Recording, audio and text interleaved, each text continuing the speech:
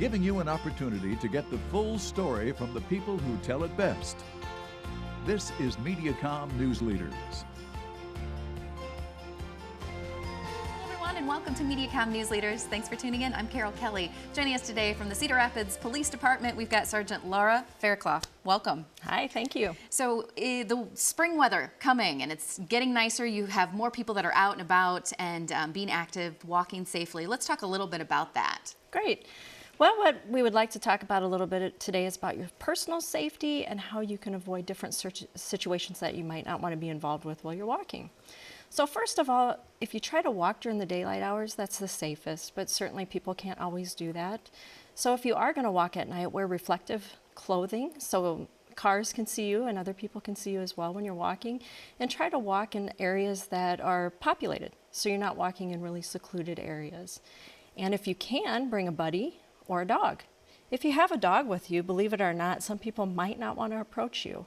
So if you want to be approached, don't bring your dog. But if you don't want to be approached, bring a dog if you're walking for your safety and you're worried about those type of things.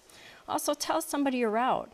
If you're out and about and you don't tell anybody where you are, if you have a medical emergency, if you trip and fall, you can't help yourself or something happens, nobody knows where you're at. So it's important that somebody knows the route that you're going to be at.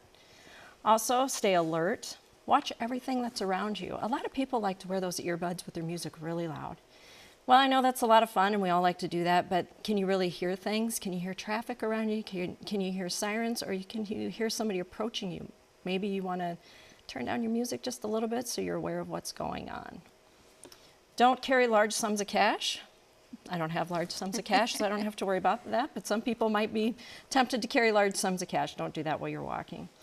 And keep your arms free, not only so you're able to defend yourself if something happens, but also if you trip, you'll have your hands free and you're able to help yourself a little bit more.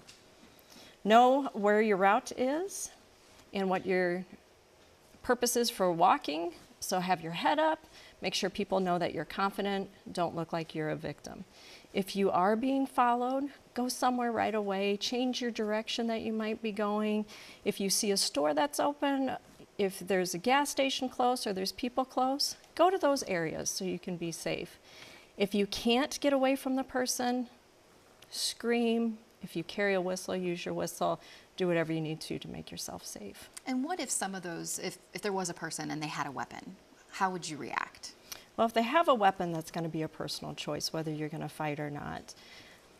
I can't really tell people how to react. I know people ask us, should I carry a weapon? That's also a personal choice. You have to ask yourself, have you been trained with that weapon? Are you competent with that weapon? And is it legal? If it's not legal, certainly we're not going to tell you to carry that. But let's take pepper spray for an example. If you decide to carry pepper spray, are you aware of what might happen? It might be taken away from you. So are you aware of that? Do you have a plan if that happens? If you spray somebody with it and you're in an altercation, you're probably going to get sprayed. That's going to be uncomfortable. It's going to burn. Let's say it works. Now that person's temporarily blinded. They cannot defend themselves at that point, and it gives you a chance to get away. So those type of things you have to be aware of if you're going to carry any type of weapon, and choose your weapon for what is appropriate for you.